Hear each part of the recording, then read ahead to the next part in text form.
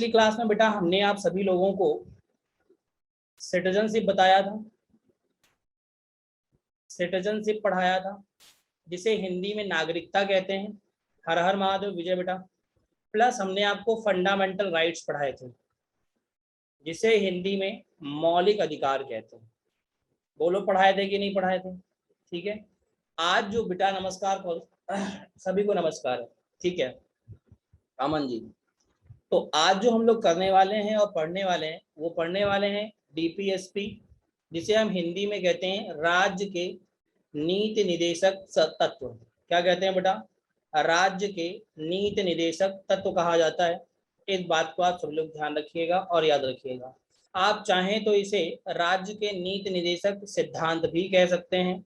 इस बात को भी आप ध्यान रखिएगा और याद रखिएगा। ठीक है, क्या कह सकते हो? राज्य के नीति निदेशक सिद्धांत भी कह सकते हो। तो काफी लोग भी क्या कह सकते हो? सिद्धांत भी कह सकते हो। इस बात को आप ध्यान रखिएगा और याद रखिएगा। अगली बात करेंगे हम सभी लोग और जानने की कोशिश करेंगे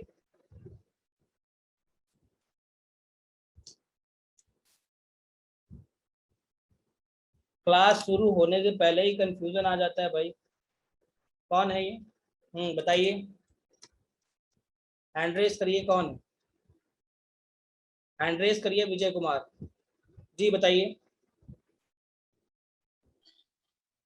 सर जी, जो मौलिक अधिकार में बताया गया था आर्टिकल 25, आगे बताइए। सर जी उसमें कहा गया कोई भी व्यक्ति धर्म अपने धर्म का प्रचार प्रसार कर सकता है। अगर जबरदस्ती धर्मांतरण करवाया जाता है तब क्या वो अपराध माना जाएगा? बस इतना कंफ्यूजन था? ये तो साफ जी साफ लिखा है जब हमने मौलिक अधिकार पढ़ाया था कि किसी भी जी कोई भी व्यक्ति जबरदस्ती किसी की सिटीजनशिप नहीं ले सकता और कोई भी व्यक्ति कभी भी जबरदस्ती किसी का धर्म स्थानांतरण नहीं करा सकता। ये तो बात उसी दिन बता दी गई थी। जी। एक सर और क्वेश्चन। सर जी, अगर लगातार कोई भारतीय व्यक्ति विदेश में रहता है तो कितने वर्ष तक रहेगा तो नागरिकता समाप्त कर दी जाएगी? ऐसा कोई भी प्रोविजन ही नहीं है।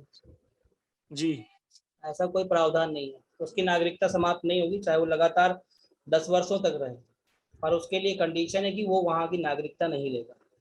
जी जी। Okay sir, thank you. हाथ नीचे कर लीजिए। चलिए आगे बात करेंगे आज और डीपीएसपी पे काम करेंगे, directive principle of state policy. बड़े गौर से सुनिएगा बातों को, क्योंकि मैं कई सारी बातों को बता देता हूँ। देखिए हर एक बात लिखी जाए ऐसा पॉसिबल नहीं है प्यारे दोस्त। ठीक है, अगर मैं बताता हूँ तो उसे ध्यान से जरूर सुने सभी दोस्त। Directive principle of state policy, Hindi अभी क्या बताई थी? राज्य के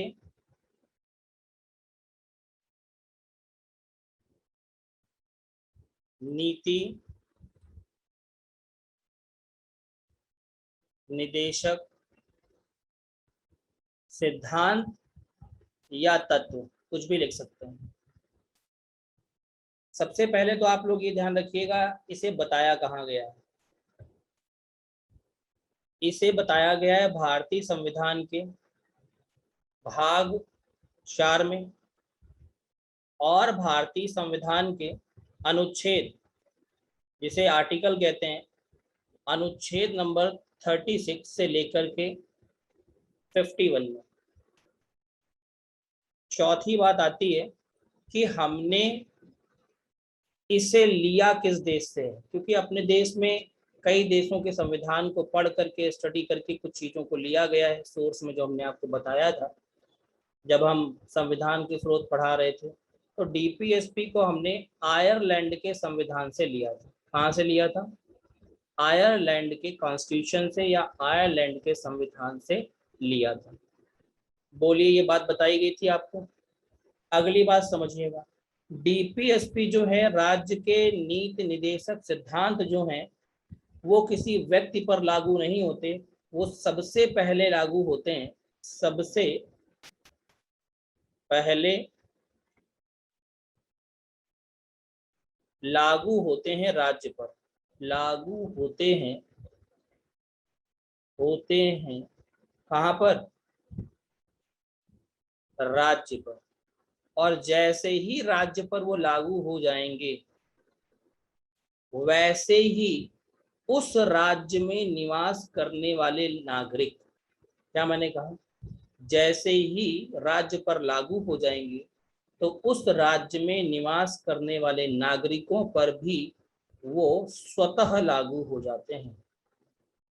नागरिकों पर भी स्वतः लागू हो जाते हैं। स्वतः का मतलब होता है ऑटोमेटिकली। क्या मैंने कहा भैया?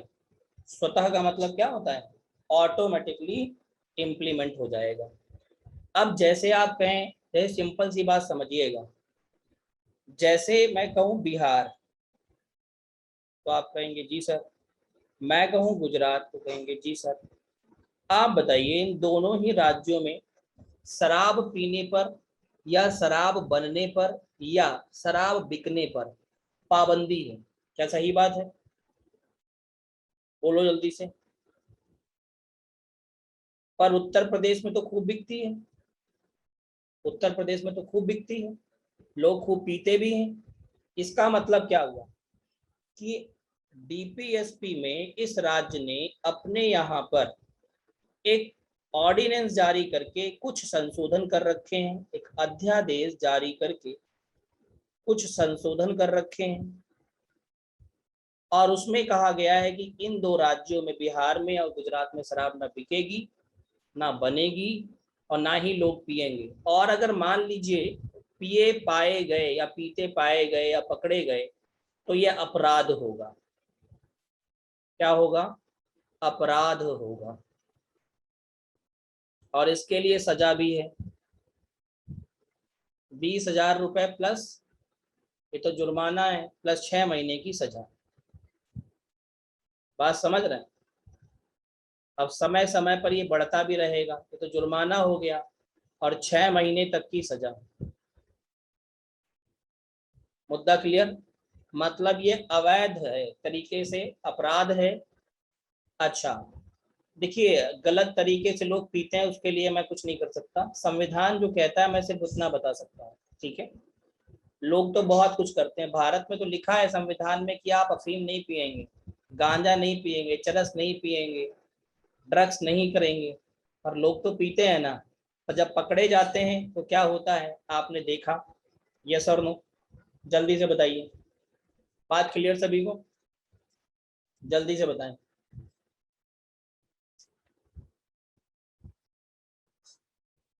सभी लोग बता दें। अब मेरी बात को जरा ध्यान से सुनिएगा। और एक बात, जो राज्य के नीति निर्देशक तत्व हैं या सिद्धांत हैं, ये वकालत करते हैं कल्याणकारी कल्याणकारी राज्य की अवधारणा, कल्याणकारी राज्य की अवधारणा की वकालत करते हैं। अब आप कहोगे कल्याणकारी राज्य की अवधारणा का मतलब क्या हुआ? राज्य की ये रिस्पॉन्सिबिलिटी है, ये ड्यूटी है, जो भी राज्य सरकारें हैं, कि वो अपने राज्य में समय समय पर अपने राज्य के नागरिकों के लिए बेहतर से बेहतर योजनाएं लाएं जिनसे उन्हें लाभान्वित किया जा सके। अब कुछ राज्य बहुत अच्छी योजनाएं लाते हैं और कुछ राज्य नहीं लाते हैं। जैसे आपने सुना होगा कई सारे राज्यों में बहुत अच्छी अच्छी योजनाएं चल रही हैं। बोलिए, जैसे मैं सिंपल सी बात कह दूं, 6 वर्ष से लेकर के 14 वर्ष की आयु तक के जो बच्चे हैं उनको जो निःशुल्क और जो अनिवार्य शिक्षा मिलती है, निःशुल्क और अनिवार्य शिक्षा जो मिलती है, वो भी तो एक योजना है। बोलिए, है या नहीं, जिसमें आना जाना, खाना, किताबें, बुक्स, हर एक स्टेट, हाँ ऑलमोस्ट स्टेट में ये एप्लीकेबल है, इसीलिए ऐसी बताई है। ठीक है, सब में लागू लागू है ये। ठीक, अब मेरी बात को सुनिएगा। अब हम अनुच्छेद नंबर 36 से लेकर के 51 के बीच की बातें करेंगे और जानने की कोशिश करेंगे। अब ये कह रहा है, अनुच्छेद नंबर 36 आपकी स्क्रीन पर आ चुका होगा। कह रहा है डेफिनेशन, किसकी डेफिनेशन? राज्य की परिभाषा, राज्य की परिभाषा, राज्य की परिभाषा। राज्य की परिभाषा क्या होनी चाहिए?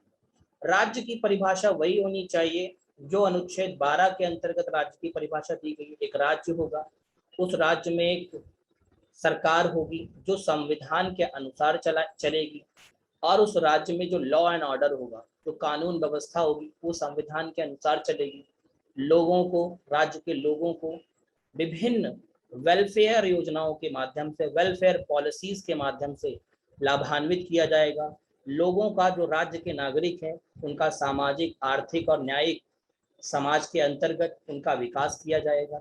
ये सारी बातें एक राज्य की परिभाषा के अंतर्गत आती है।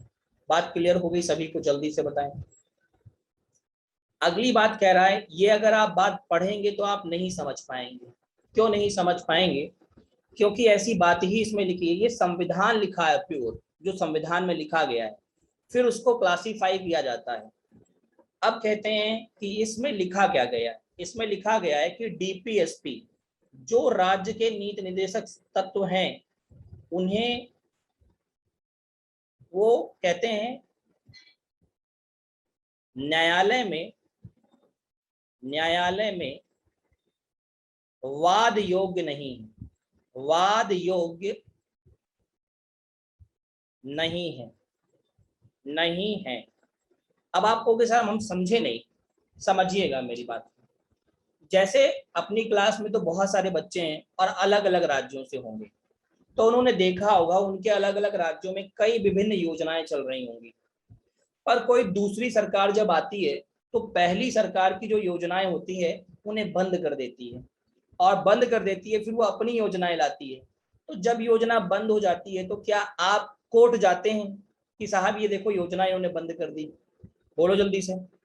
नहीं जाते ना, जल्दी से बताओ। जैसे मैं सिंपल सी बात कहूँ, कई ऐसे राज्य हैं जहां पर वृद्धावस्था पेंशन मिल रही होगी। वृद्धावस्था पेंशन, वृद्ध लोगों को पेंशन मिलनी चाहिए जो 60 वर्ष से ऊपर के हो चुके हैं। बोलो यस और नो। कई ऐसे राज्य हैं जहां विधवा पेंशन मिलती है, जिनके पति मर जाते हैं विधवा पेंशन मिलती है, उनको पेंशन मिल रही है। कई ऐसे राज्य हैं जहां गरीब, जो बिलो द पॉवर्टी लाइन है, जो गरीब हैं, जो गरीबी रेखा के नीचे जीवन यापन कर रहे हैं, उनको राशन मिलता है। राशन मिलता है कि नहीं मिलता? जल्दी से बता दो यस और नो। तो ये वो सारी योजनाओं के अंतर्गत आता है। अब मान लीजिए कोई सरकार आए तो वो बंद कर दे इसको, ये दो चालू रखे, या ये तीनों बंद कर दे, अपने नाम से लेके आए। जैसे अभी योगी जी आए, उत्तर प्रदेश में योगी जी हैं, ठीक है, योगी आदित्यनाथ जी हैं। मान लीजिए ये अपनी योजनाएं चला रहे हैं। अब मान लीजिए भविष्य में सपोज कर लीजिए कि मान लिया कि अखिलेश की सरकार आ गई या अखिलेश जी की सरकार बन जाती है, उन्होंने इन योजनाओं को बंद कर दिया, उन्होंने समाजवादी योजनाएं शुरू कर दी, या राम मनोहर लोहिया के नाम से योजनाएं शुरू कर दी। तो दैट इज द थिंग। तो जब योजना बंद हो जाती है तो हम कभी कहाँ नहीं जाते? जल्दी से बताओ। हम कभी न्यायालय नहीं जाते, हम तो सिर्फ कहते हैं कि योजना भैया बंद हो गई, और ये न्यायालय में इसीलिए वाद योग्य नहीं है, न्यायालय में हम इन्हें चैलेंज नहीं कर सकते। इंग्लिश में अगर आप लिखना चाहें तो लिख सकते हैं इसमें, does not challengeable in the court, does not challengeable in the court. इस बात को ध्यान रखिएगा, ठीक है।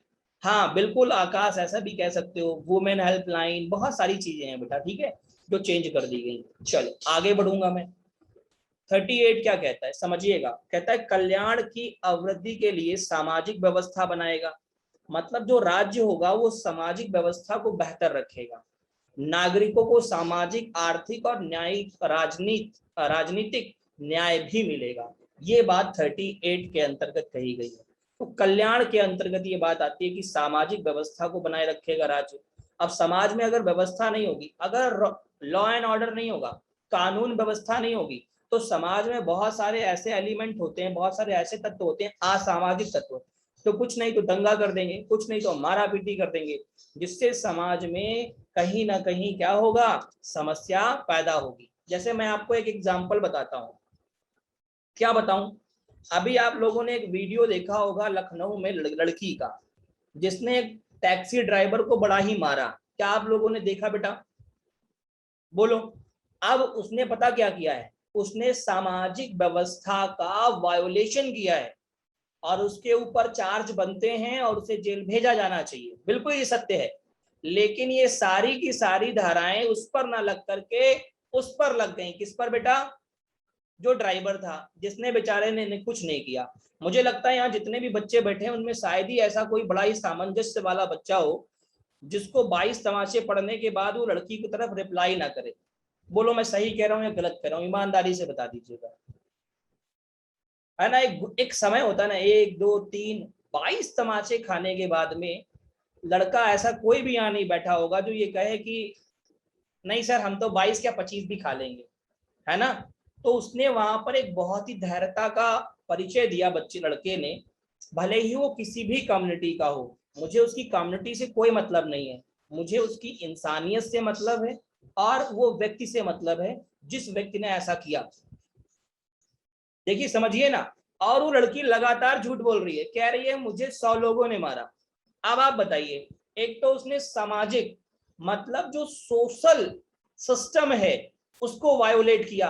आधे घंटे तक वहां पे अफरा तफरी मची रही, पुलिस वाले देखते रहे, पुलिस वाले भी कुछ नहीं बोले। तो ये सारी समस्याएं हैं जो कहीं ना कहीं कहते हैं तो ये नागरिकों को मिलनी चाहिए, और उसके लिए ऐसा नहीं है सिर्फ लड़कियों को मिलनी चाहिए, इसका मैं विरोध करता हूं। ये सभी को मिलनी चाहिए, क्योंकि सारे लोग भगवान के घर से आए हैं, लड़का हो या लड़की। बोलो यस और नो, गलत कह रहा हूं क्या मैं? सारे लोग कहां से आए? भगवान के घर से आए, और बराबर का अधिकार अगर किसी एक को नहीं मिलना चाहिए। हाथ पैर सभी के बराबर हैं, तो सभी को अधिकार कैसे मिलने चाहिए? समान मिलने चाहिए। बोलो जल्दी से, सही कह रहा हूं या गलत मेरे प्यारे दोस्त? जल्दी से बता दो सभी लोग। ठीक है, इस बात को जरूर ध्यान रखिएगा और याद रखिएगा सभी प्यारे दोस्त। ठीक है, चलो ये बात सभी को समझ में आ गई। चलिए आगे बढ़ते हैं। 39 क्या कहता है? 39 में कहा गया है कुछ ऐसी पॉलिसीज लाई जाएंगी 39 के अंतर्गत जिसमें कई सारी बातें हैं। सबसे पहले तो ये कहा गया है समान न्याय और निःशुल्क विधिक सहायता।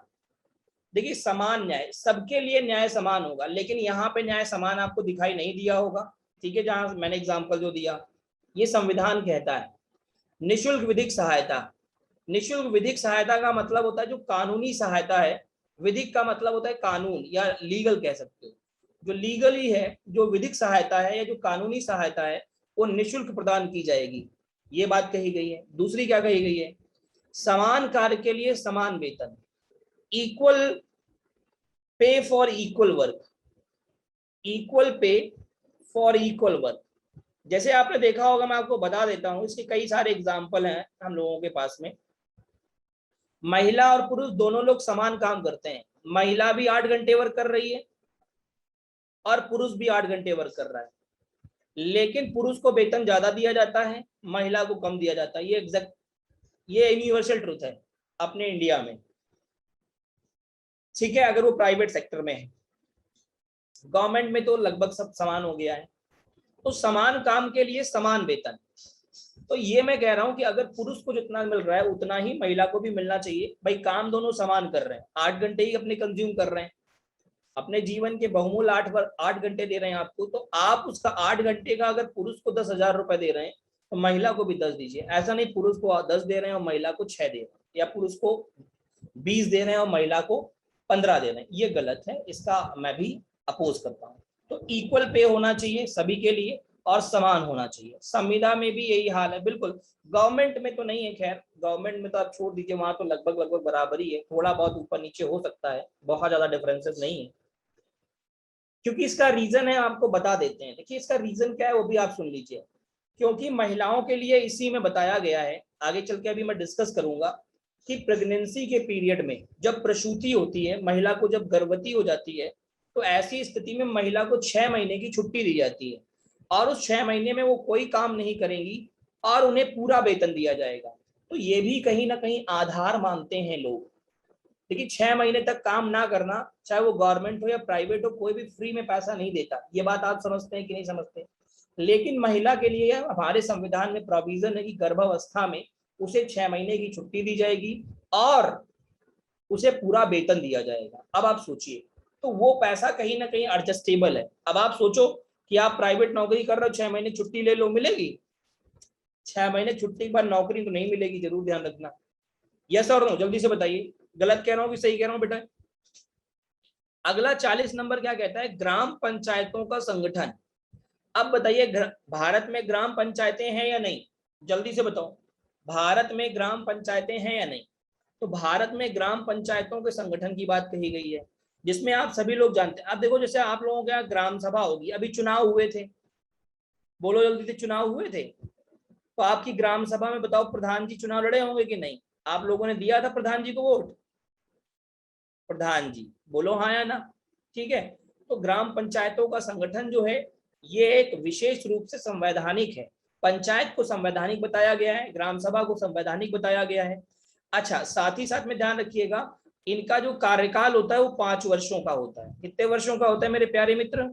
5 वर्षों का होता है। इस बात को और ध्यान रखिएगा और याद रखिएगा। इतनी बात सभी को क्लियर हो गई? अब 41 नंबर क्या कहता है, सुनिएगा। कहता है कुछ दशाओं में काम, शिक्षा और, क्या मैंने कहा? कुछ दशाओं में काम, शिक्षा और लोक सहायता पाने का अधिकार। अब मेरी बात सुनो, जैसे कोविड आया, कोरोना आया, कई लोगों की नौकरी चली गई, ठीक है? तो अब जो भी काम करने योग्य हैं, जो भी वर्क करने योग्य हैं, उनको काम दिया जाए, ये राज्य की जिम्मेदारी है, वर्क दिया जाए। ऐसे बच्चे जो पढ़ रहे थे लेकिन उनकी शिक्षा बीच में रह गई, उनके माता पिता की मृत्यु हो गई या और कुछ हो गया, तो आपने देखा उन्हें शिक्षा पाने का अधिकार है। उन्हें शिक्षा पाने का क्या है बेटा? अधिकार है। अब शिक्षा पाने का अधिकार है, तो आप सभी लोगों ने एक चीज देखी होगी और समझी होगी। अभी उत्तर प्रदेश और भारत के विभिन्न राज्यों में कहा गया है कि ऐसे बच्चे जिनके माता पिता कोविड में नहीं रहे या उनकी डेथ हो गई, बोलिए हाँ या ना? तो उन बच्चों की जो शिक्षा होगी वो निःशुल्क की जाएगी। तो ये किसके अंतर्गत आता है? डीपीएसपी के अंतर्गत आता है। इस बात को आप ध्यान रखेंगे। सेंट्रल गवर्नमेंट की योजना नहीं है, ये स्टेट गवर्नमेंट लागू कर रही है, ठीक है? सेंट्रल गवर्नमेंट हर जगह लागू नहीं कर पाएगी, क्योंकि पूरे भारत में निःशुल्क बच्चों को पढ़ाना कोई आसान बात नहीं है, नमन जी, ठीक है? हाँ, लेकिन हाँ, इसमें स्टेट भी पार्टिसिपेट करेंगे, स्टेट भी भागीदार होंगे। इसमें अब रेशियो जाएगा। अभी हालांकि ये योजना लॉन्च हुई है पर उतना पूर्तियां नहीं हुई है। इसमें शेयर जाएगा। इसमें मान लीजिए हो सकता है ऐसा हो कि 60% सेंट्रल गवर्नमेंट देगी, 40% स्टेट गवर्नमेंट देगी, या ऐसा भी हो सकता है कि 50-50% दोनों देंगे। एक ही पर पूरा जोर पड़े ऐसा बिल्कुल भी नहीं होगा। ठीक मेरे दोस्त, जल्दी से बताओ। अच्छा, तीसरा सुन लो, लोक सहायता पाने का अधिकार। लोक सहायता क्या होती है? लोक सहायता का मतलब होता है पब्लिक असिस्टेंस। जैसे मैं आपसे कह दूं कि कोविड में, सुनिएगा बड़े गौर से, कोविड में सब कुछ चला गया, नौकरी चली गई, सब कुछ चला गया, तो आपने देखा भारत सरकार ने आपको राशन दिया फ्री में, बोलो हाँ या ना?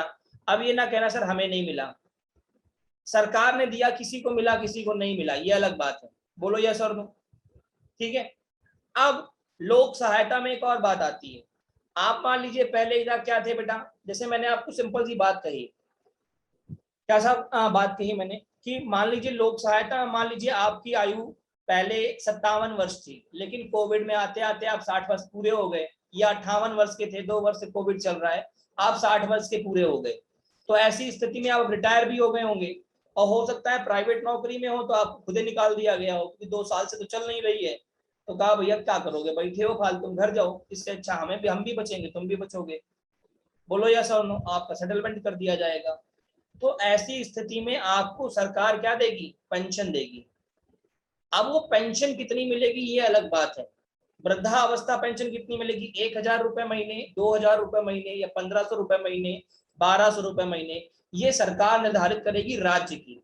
जैसे आप हरियाणा में जाओगे, अगर कोई बच्चा हरियाणा को, तो मेरे हिसाब से वहां 3,000 रुपए मिलते हैं, है ना, वृद्धावस्था पेंशन के 3,000 रुपए मिलते हैं। वहां पर लड़कियों के लिए निःशुल्क आने जाने के लिए बस सेवा है। अगर आप विद्यालय पढ़ने जा रहे हैं तो आने जाने के लिए बिल्कुल निःशुल्क है, लेकिन उत्तर प्रदेश में निःशुल्क नहीं है ना? बोलो या यस और नो।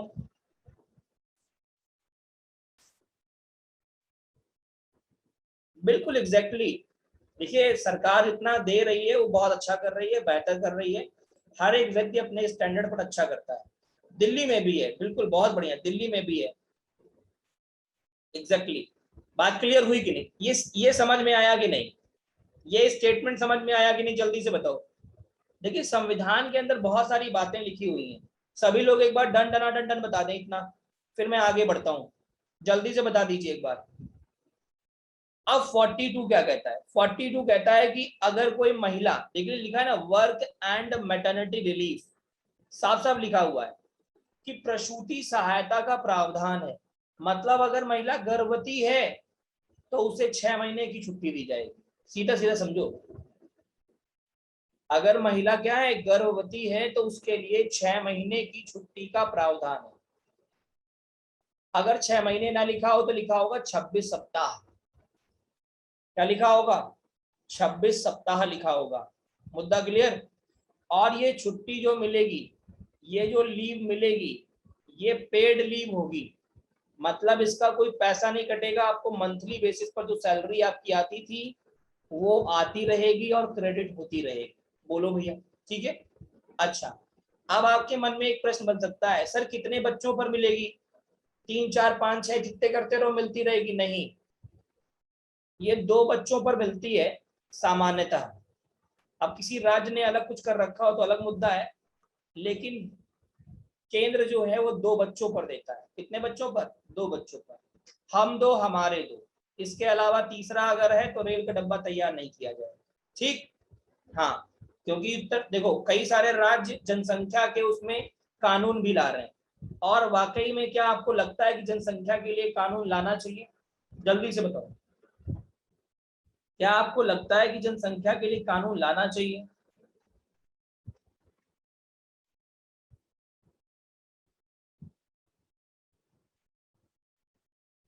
बहुत बढ़िया,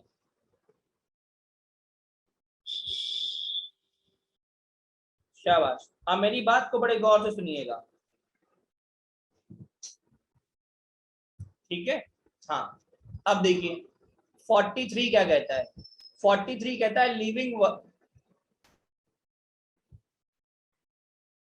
बिल्कुल भैया, चलिए 43 कहता है लिविंग वेजेस फॉर वर्कर, जो आपके कर्मकार हैं, जो मजदूर हैं, उनके लिए न्यूनतम एक दिहाड़ी मजदूरी होनी चाहिए।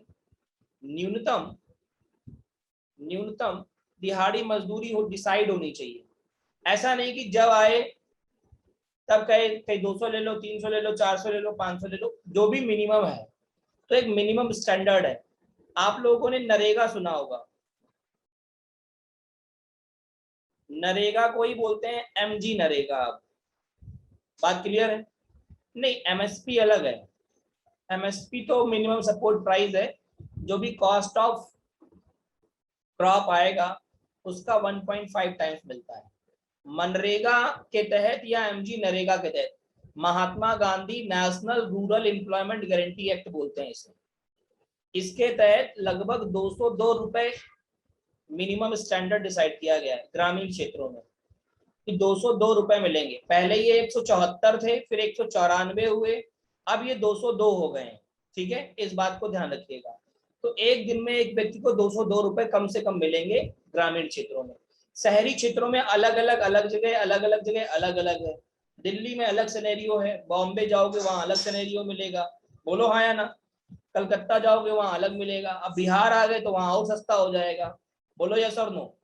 हाँ, कहीं 202 कहीं 204 ऐसा ही है बेटा, ठीक है? इस बात को ध्यान रखिएगा। हाँ, उस पर कोई लड़ाई नहीं है, कहीं 202 कहीं 204 ऐसे ही मिलता है। ठीक है? हाँ, अलग अलग राज्यों का अलग अलग लाइफ स्टाइल है। आशीष जी, जैसे मैं सिंपल सा कह दूं कि आप पंजाब के लाइफ स्टाइल को कंपेयर करिए उत्तर प्रदेश या बिहार के लाइफ स्टाइल से, तो कहाँ का लाइफ स्टाइल अच्छा है बताइए?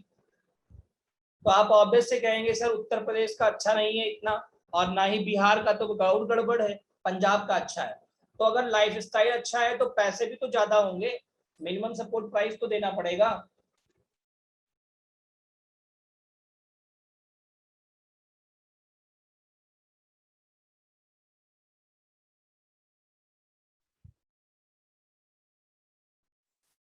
क्या होगा बेटा? मिनिमम सपोर्ट प्राइस, ध्यान रखिएगा और याद रखिएगा। चला जाए भाई। जी हाँ, देखिए 44 क्या कहता है, 44 क्या कहता है?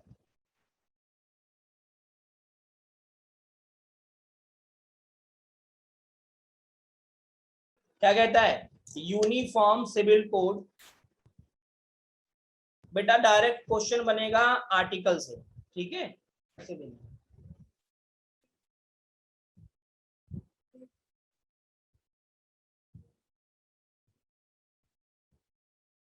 एक सेकंड रुकिएगा बेटा।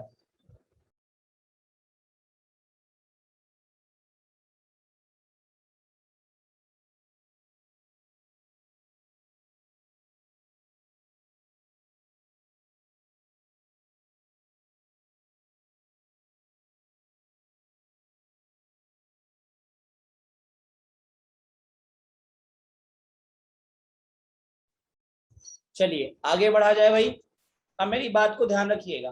क्या कहता है? Uniform civil code for the citizen, नागरिकों के लिए समान संहिता या समान सिविल संहिता। इसका अर्थ होता है मेल और फीमेल दोनों के लिए, मेल और फीमेल दोनों के लिए इक्वल राइट्स होने चाहिए। क्या होने चाहिए?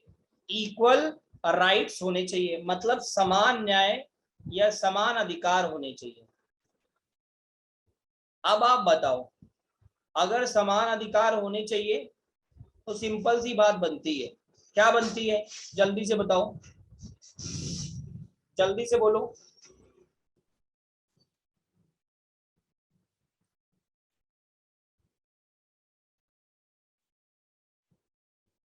जल्दी से बताओ।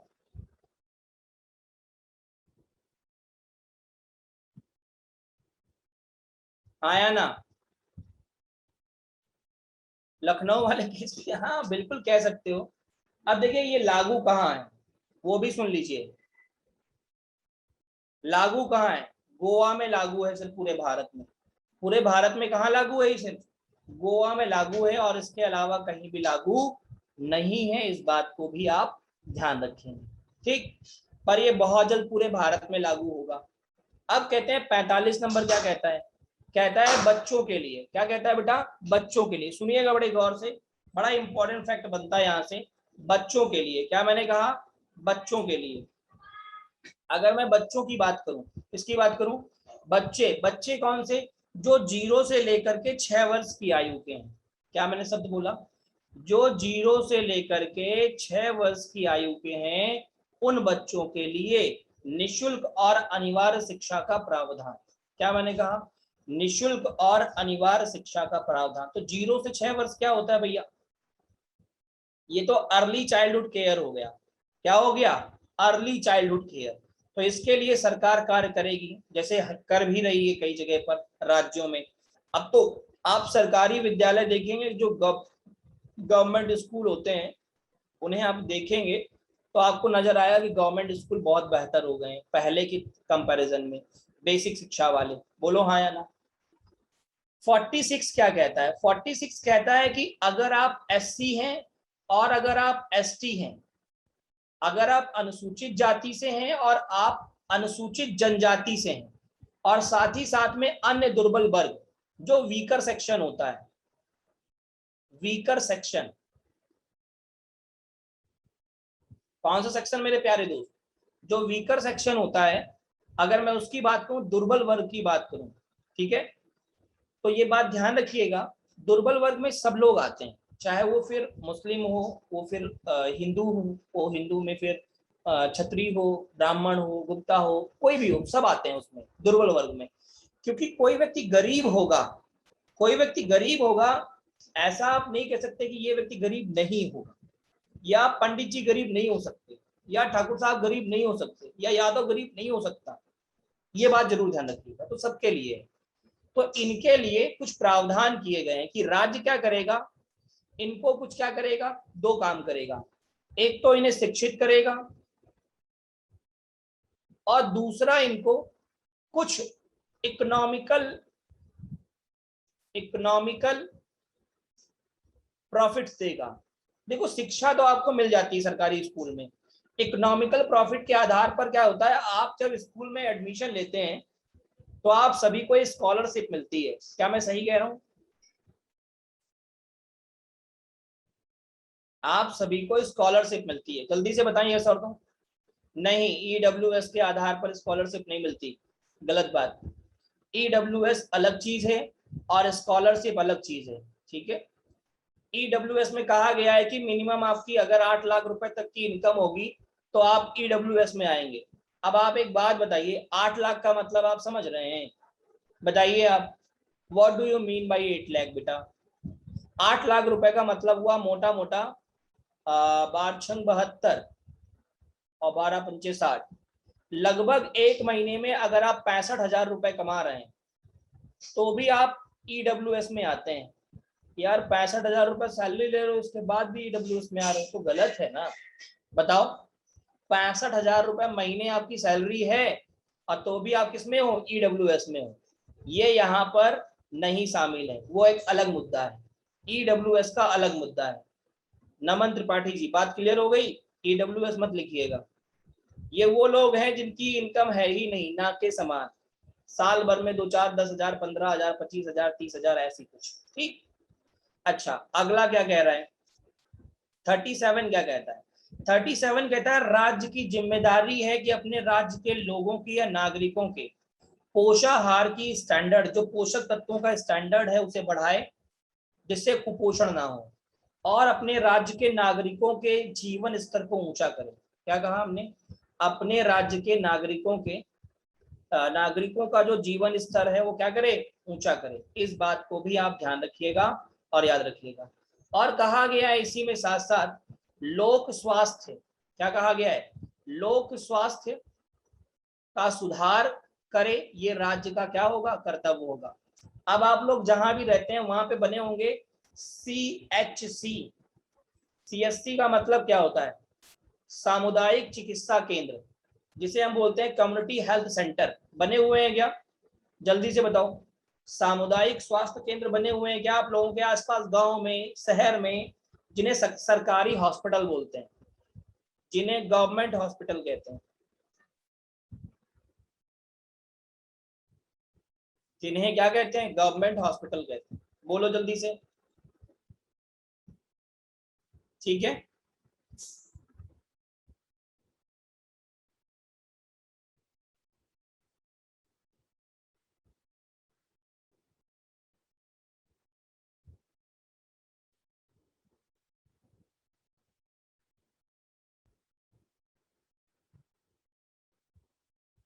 ट्रामा सेंटर अलग होता है, वो सरकारी है या प्राइवेट ये मैं नहीं कह सकता, ठीक है, ये मैं नहीं कह सकता। जो CSC होते हैं वो गवर्नमेंट के होते हैं। ट्रामा, ऐसे तो PGI जो होते हैं ना, PGI ये भी गवर्नमेंट के ही होते हैं, सरकार के होते हैं। जो एम्स होते हैं वो भी सरकार के ही होते हैं, ठीक है। हाँ, इस बात को ध्यान रखिएगा। चलिए, इतनी बात सभी को क्लियर हो गई है, बहुत बढ़िया। आगे सुनिएगा बड़े गौर से सभी प्यारे दोस्त, और ध्यान रखिएगा। 48 नंबर कहता है कृषि और पशुपालन संगठन। क्या कहता है? कृषि और पशुपालन संगठन। क्या है कृषि और पशुपालन संगठन, बताइए? क्या सरकार के कुछ कृषि संस्थान हैं जहां से आपको नए नए सीड्स मिलते हैं? बोलो, नए नए सीड्स के साथ साथ में आपको खाद मिलती है, जिसे उर्वरक कहते हो, फर्टिलाइजर, फर्टिलाइजर कहते हो। बोलो, साथ साथ में आपको पेस्टिसाइड्स मिलते हैं। बोलो जल्दी से, कीटनाशक दवाइयां मिलती हैं। पशुपालन, पशुपालन संगठन का सहकारी समितियां, बिल्कुल आप कह सकते हो सहकारी समितियां ऐसी हैं, बिल्कुल सहकारी समिति कह सकते हैं आप, ठीक है। हाँ, ग्रामीण क्षेत्रों में पाई जाती हैं, हाँ ध्यान रखिएगा। अच्छा, पशुपालन संगठन भी है। अब तो बहुत सारी गौशालाएं खोल दी योगी जी ने, बोलो हाँ या ना, जहाँ पे नंदी बाबा घूमते रहते हैं, गाय भी घूमती रहती है, बोलो यस और नो। तो पशुपालन संगठन भी है। अगला 48 सुनिएगा, 48 का ए क्या कहता है? ए कहता है कि जो भी हमारा पर्यावरण है, जो भी हमारा क्या है बेटा, पर्यावरण है, अगर मैं पर्यावरण की बात करूं तो उस पर्यावरण में, अच्छा एक बात ईमानदारी से बताइएगा सभी लोग, भैया कोई अंतर नहीं होता है, सहकारी और सरकारी का अंतर कुछ भी नहीं है, ठीक है। हाँ, सरकारी अलग चीज है और सहकारी ये समिति के लिए यूज किया जाने वाला शब्द है, कोऑपरेटिव शब्द यूज होता है इसके लिए। इसमें कोई क्लासिफिकेशन नहीं है आपके लिए कि सहकारी और सरकारी में अंतर क्या है, ठीक है। होते दोनों सरकारी हैं, सरकार में तो भी सेंट्रल गवर्नमेंट भी आती है, सहकारी में सेंट्रल गवर्नमेंट नहीं आती, वो सिर्फ और सिर्फ स्टेट गवर्नमेंट का पार्ट होता है। अब जैसे मैं कह दूं पर्यावरण है, पर्यावरण को बचाने का काम सिर्फ और सिर्फ हमारा है या सिर्फ और सिर्फ मोदी जी का है? पर्यावरण बचाओ, जल्दी से बताओ किसका काम है? सिर्फ हमारा या सिर्फ मोदी जी का या हम सभी का? सभी का होता है। तो पर्यावरण की रक्षा हमें सभी को करनी है, पेड़ पौधे खूब लगाइए, काटिए कम, है ना, रेफ्रिजरेटर एसी कम चलाइए, ठीक है, कुएं का पानी पीजिए, नल का पानी पीजिए, तो पर्यावरण को बढ़ाना है। अच्छा, वनों को क्या करना है? अब पर्यावरण में वन तो आते हैं, वनों को खूब लगाओ, पेड़ पौधे लगाओगे, अपने आप वन तैयार हो जाएंगे। कुछ जीव जंतु होते हैं, कुछ जीव जंतु होते हैं, जीव व जंतु, उन जीव जंतुओं की क्या करनी है आपको? रक्षा करनी है, सुरक्षा करनी है। अगर आप रक्षा और सुरक्षा करते हैं तो इस बात को ध्यान रखिएगा और याद रखिएगा आप सभी लोग, क्या मैंने कहा, इस बात को ध्यान रखिएगा और याद रखिएगा आप सभी लोग, अगर रक्षा और सुरक्षा करते हैं तो आपका जो पर्यावरण का बैलेंस है, मतलब जो पर्यावरण का संतुलन है, वो बहुत अच्छा बना रहेगा। और अगर आपने अच्छा बेहतर नहीं किया तो पर्यावरण में असंतुलन की स्थिति उत्पन्न हो सकती है, और अगर पर्यावरण में असंतुलन की स्थिति उत्पन्न हुई तो उससे हमें हानि हो सकती है। इस बात को आप ध्यान रखिएगा और इस बात को आप याद रखिएगा, ठीक है। चलिए आगे, आर्टिकल नंबर 49 क्या कहता है?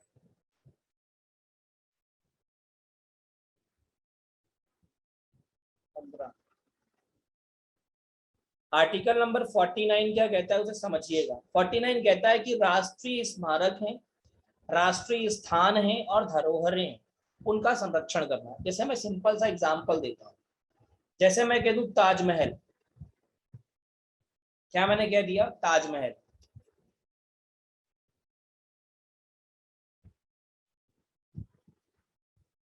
कई लोग घूमने भी गए होंगे, इसकी हम सुरक्षा क्यों करते हैं? जैसे मैं कह दूं सोमनाथ मंदिर, जैसे मैं कह दूं काशी विश्वनाथ मंदिर,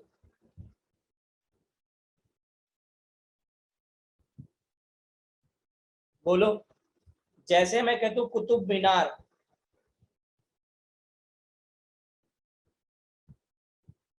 बोलो, जैसे मैं कह दूं हुमायूं का मकबरा,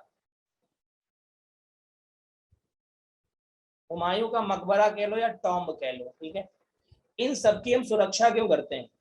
क्योंकि ये हमारे, देखिए इसमें, अब कुछ लोग यहाँ पर पूर्वज हैं हमारे, कुछ लोगों के अलग अलग कम्युनिटी में यहाँ पर पूर्वज होंगे, बोलो हाँ या ना, बोलो। लाल किला भी लिख लो, लो भैया लाल किला भी लिख लो, रह जाएगा तो तुम चिल्लाओगे, लो लाल किला भी लिख लो, खुश। अब कह दो कि राजस्थान का सर किला भी लिख दो, चित्तौड़गढ़ वाला, लो खुश। और बताओ, बात क्लियर? हाँ, झांसी का किला भी लिख लो, बहुत अच्छी बात है, याद है आप लोगों को, बहुत अच्छी बात है, ठीक है।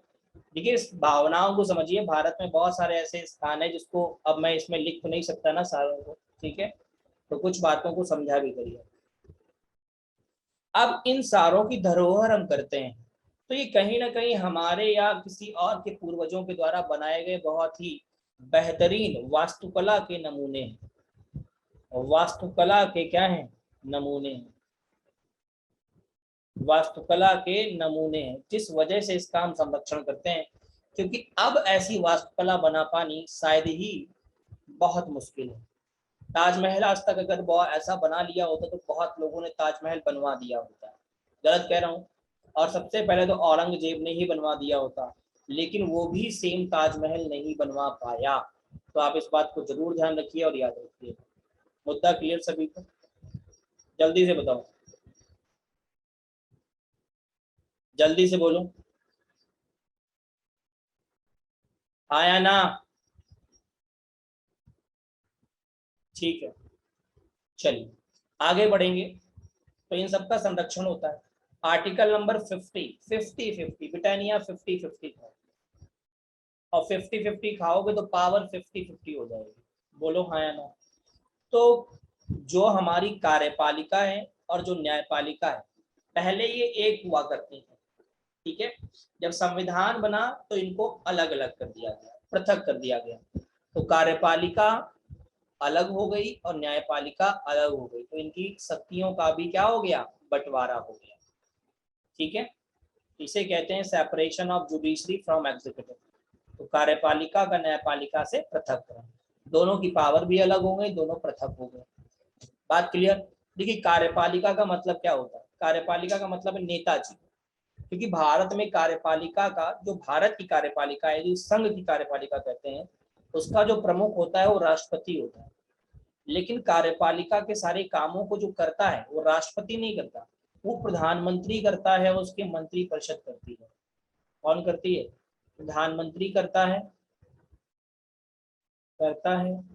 और उसकी मंत्री परिषद करती है। इस बात को जरूर ध्यान रखिएगा, मंत्री परिषद करती है। बोलो भैया, मुद्दा क्लियर सभी को? हाँ या ना? जल्दी से बता दें सभी प्यारे दोस्त, जल्दी से बताएं, यस और नो, यस और नो।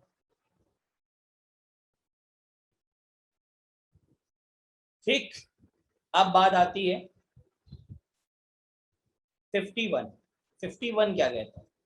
51 कहता है आपका, क्या कहता है? अंतरराष्ट्रीय शांति और सुरक्षा। क्या कहता है? अंतरराष्ट्रीय शांति और सुरक्षा। देखिए आपके जब पड़ोसियों के साथ में संबंध अच्छे होंगे, पड़ोसी का मतलब क्या होता है? बताओ जल्दी से। जैसे हमारा पड़ोसी कौन है? बताओ जल्दी से। हमारे देश का पड़ोसी कौन है? एक तो पाकिस्तान, दूसरा चाइना, तीसरा नेपाल, चौथा अफगानिस्तान, पांचवा बांग्लादेश, छठा श्रीलंका, बोलो म्यांमार। बोलो यही तो है पड़ोसी हमारे। तो इनके साथ अगर हमारे संबंध अच्छे होंगे तो हमेशा शांति बनी रहेगी और सुरक्षा बनी रहेगी। अब पाकिस्तान के साथ संबंध खराब क्यों है? क्योंकि वो हमेशा संबंध खराब करके रखना चाहता है ना। कभी यहाँ गोली चला दी, कभी वहां गोली चला दी। अब फिर यही कहते नहीं है, कई बार कहा गया है कि कुछ लोग ऐसे होते हैं, जिसे कह सकते हो कि लातों के भूत बातों से नहीं मानते। कई बार घर में कहा जाता है ना, जब आप लोग बात नहीं मानते तो पापा कह देते हैं या मम्मी कह देती हैं या बड़ा भाई कह देता है। तो वही हालत किसकी है? पाकिस्तान की है, कि वो बिना मार के मानता ही नहीं। तो कहीं ना कहीं सेम थिंग अप्लाई होती है उसके ऊपर। तो उसके साथ में हमारे रिलेशन चाह कर भी अच्छे नहीं हो पाते। बोलो भाई, मुद्दा क्लियर कि नहीं? इतना जल्दी से सभी लोग बता दें, बोलो भाई। सो गए क्या? सुबह ही सुबह सो गए क्या सब लोग? सब लोग एक बार डन डना डंडन बता देंगे सभी लोग, जल्दी से। चलो वेरी गुड। अब देखो मौलिक अधिकार और नीति निदेशक तत्व या सिद्धांत में अंतर क्या होता है। मैं आपको अंतर भी समझा दे रहा हूं और बता दे रहा हूं, ठीक है। समझिएगा क्या अंतर है। सबसे पहले हम डीपीएसपी को समझेंगे। कहते हैं डीपीएसपी को हमने कहाँ से लिया है? आयरलैंड से लिया है। इसका वर्णन भाग 4 में किया गया है। इसे लागू कराने के लिए न्यायालय नहीं जाया जा सकता। मैंने बताया था ना, इसके अंतर्गत जो भी पॉलिसीज आएंगी उसे लागू कराने के लिए हम न्यायालय में नहीं जा सकते। ये समाज की भलाई के लिए लाया जाता है। इसके पीछे राजनीतिक मान्यता होती है। ये सरकार के अधिकारों को बढ़ाता है। ये सरकार द्वारा लागू करने के बाद नागरिकों को प्राप्त होता है। बोलो भैया, बात सभी को क्लियर हुई कि नहीं? ये सारी बातें मैंने आपको बताई थी कि नहीं बताई? जल्दी से बताओ। समाज से संबंधित, बोलो जल्दी से। सरकार पर जब राज्य में लागू हो जाएगा तब नागरिकों पर लागू होगा, स्वतः लागू हो जाएगा नागरिकों पर। बोलो भैया। भाग 4 में बताया गया है, आयरलैंड से लिया गया है। लागू कराने के लिए हम न्यायालय नहीं जा सकते। अब हम बात करेंगे मौलिक अधिकारों की, जो हम पढ़ भी चुके हैं एक बार। बोलो। सबसे पहले हमने मौलिक अधिकारों को लिया कहां से? यूएसए से या संयुक्त राज्य अमेरिका से लिया है। अमेरिका कह सकते हो आप। इसका वर्णन कहाँ है? भाग 3 में किया गया है। कहाँ किया गया है? भाग 3 में किया गया है। इसे लागू कराने के लिए न्यायालय की शरण ले सकते हो। मैंने आपको बताया था अनुच्छेद 32, याद आया? अनुच्छेद 32 में मैंने क्या बताया था आप सभी को? कि इसके अंतर्गत अगर राज्य में, क्या मैंने कहा था? अगर इसके अंतर्गत किसी भी नागरिक के मौलिक अधिकारों का हनन या अतिक्रमण या उल्लंघन होता है तो वो अनुच्छेद 32 के तहत सुप्रीम कोर्ट जा सकता है। बोलो जल्दी से, कहां जा सकता है? सुप्रीम कोर्ट जा सकता है और वहां रिट इशू कर सकता है। बोलो हाँ या ना। बताया था कि नहीं बताया था? जल्दी से बताएं। यह व्यक्ति के अधिकारों के लिए है। व्यक्ति के अधिकारों के लिए है।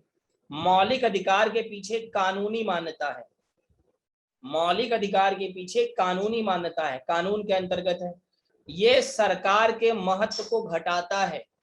ये सरकार के महत्व को घटाता है। यह अधिकार नागरिकों को स्वतः प्राप्त हो जाता है। जिस बच्चे का जन्म भारत में हुआ, उसके माता पिता भारतीय हैं, या जिस बच्चे का जन्म अमेरिका में हुआ लेकिन माता पिता भारतीय हैं, ठीक है, तो उसे नागरिकता स्वतः मिल जाती है। इस बात को ध्यान रखिएगा। जैसे मैं बताऊं, करीना कपूर का लड़कवा, क्या नाम है उसका? तैमूर। नाम देखो क्या रखा है, जल्लाद वाला, तैमूर। बोलो हाँ या ना। तैमूर तो एक आक्रमणकारी था। बताओ सही कह रहा हूँ गलत कह रहा हूँ? तैमूर क्या था? आक्रमणकारी था, जिसने भारत पर आक्रमण किया था। और मुझे लगता है अगर जिसने भारत पर आक्रमण किया हो वो भारत के लिए तो अच्छा नहीं हो सकता। बताओ क्या मैं सही कह रहा हूँ या गलत कह रहा हूँ?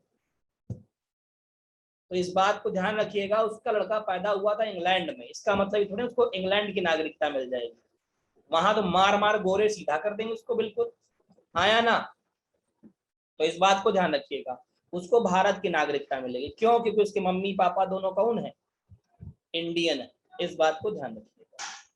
आगे बढ़ता हूं मैं, और अब बात करेंगे हम लोग मौलिक कर्तव्यों की। देखो, मौलिक कर्तव्यों में जो बात समझाने वाली है वो मैं आपको बता दे रहा हूँ, ठीक है। और बाकी इसमें हम पढ़ेंगे नहीं कि इसमें कौन कौन सी हैं, क्योंकि वो पढ़ने लायक इतना नहीं है। कॉमन सी बातें हैं, वो आप भी पढ़ सकते हैं। पर मेन मेन जो बातें हैं, फैक्ट हैं, वो मैं आपको बताता हूँ। सबसे पहला मौलिक कर्तव्यों को बताया गया है भाग या पार्ट 4A में। दूसरा, अनुच्छेद की अगर मैं बात करूं, किस अनुच्छेद में बताया गया है, तो अनुच्छेद नंबर 51A में बताया गया है। इसमें बताया गया है 51A में बताया गया है। मुद्दा इतना क्लियर हो गया सभी को? जल्दी से बताओ। दूसरा, मौलिक कर्तव्य हमारे संविधान में नहीं थे, मतलब ये मूल संविधान में नहीं थे। मूल संविधान का मतलब जानते हो? जो ओरिजिनल कॉन्स्टिट्यूशन है या ओरिजिनल कॉन्स्टिट्यूशन जो था उसमें, मूल संविधान में नहीं थे। ठीक। जो मूल संविधान था जो लागू हुआ था 1950 में, उसमें मौलिक कर्तव्य नहीं थे, तो इसे बाद में जोड़ा गया।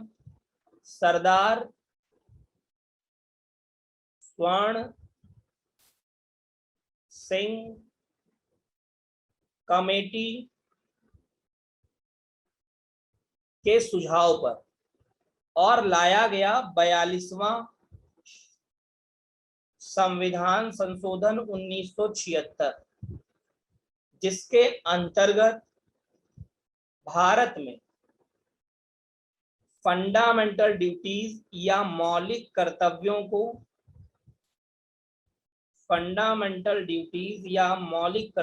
को जोड़ा गया। और जब ये जोड़े गए थे 1976 में, तब ये 10 थे, लेकिन वर्तमान में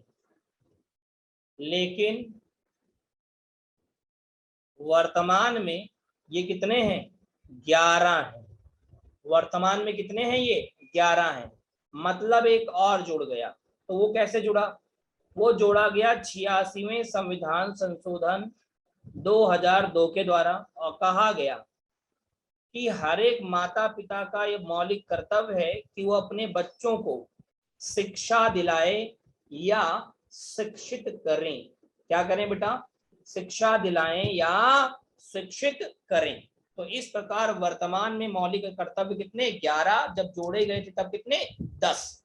बोलो भाई, सभी को इतनी बात अगर समझ में आ गई हो मेरे प्यारे दोस्तों, एक बार जल्दी से डन डनाडन डन बता दीजिएगा, जल्दी से बता दीजिएगा, ईच एंड एवरी पीपल। बहुत बढ़िया, शाबाश। देखो भाई 25 लोग हैं क्लास में, 22, 23 तो 25 लोग रहते हैं, सभी लोग बता दिया करें, जिससे कि मुझे थोड़ी तसल्ली मिल जाती है। हाँ, बच्चों को क्लियर हो गया, कोई दिक्कत नहीं है, कोई परेशानी नहीं है। ठीक है, यहां से सवाल ऐसे आएगा, निम्नलिखित में से मौलिक कर्तव्य किस भाग में बताए गए हैं? बता दो जल्दी से, किस में बताए गए? तो आप बता दो कि 4A में बताए गए। अनुच्छेद पूछेगा तो बता दोगे किस अनुच्छेद में बताए गए? 51A में बताए गए। हो सकता है ऐसे पूछे कि निम्नलिखित में से मौलिक कर्तव्य किस संविधान संशोधन के अंतर्गत जोड़े गए थे? तो 42वें संविधान संशोधन के अंतर्गत। कब जोड़े गए थे? 1976 में जोड़े गए थे। बोलो, कह देगा निम्नलिखित में से वर्तमान में कितने मौलिक कर्तव्य हैं? तो बता देंगे 11 हैं। जब जोड़े गए थे तब कितने थे? तो 10 थे। मौलिक अधिकार कितने हैं अगर पूछ लिया? मान लो मौलिक कर्तव्य तो आपको पता चल गया, मौलिक अधिकार हमने पहले पिछली क्लास में पढ़ाए थे। बताओ जल्दी से, कितने हैं मौलिक अधिकार?